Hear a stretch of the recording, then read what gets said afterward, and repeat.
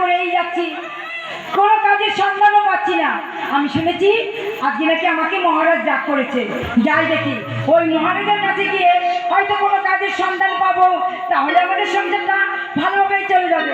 যাই, আমি বলতো মহারাজের কাছে যাই।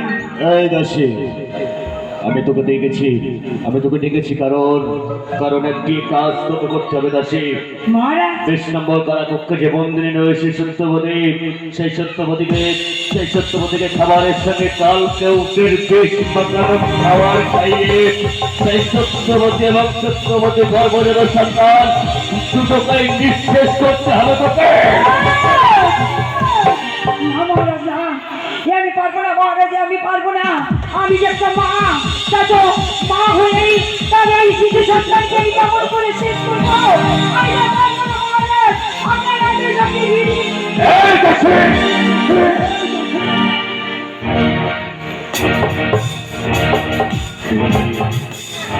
রাজা রণজিৎ সিংহ রায় হুকুমকে মানতে রাজি নোস।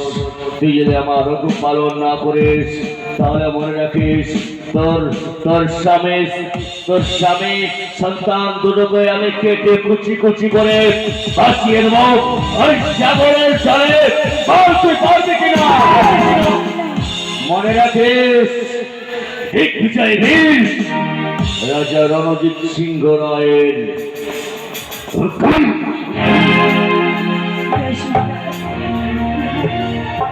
আমার তো প্রাণ কাছে, আমি কেমন করে একটা মেয়ের কাছে তার সন্তানকে আমি তাকে বিষ খাইয়ে শেষ করে দেব? আমি কেমন করে পারবো? ওগো ঠাকুর, তুমি আমাকে ক্ষমা করে দিও। এছাড়া যে আমার কোনো আর রাস্তা নেই। ওই রণজিৎ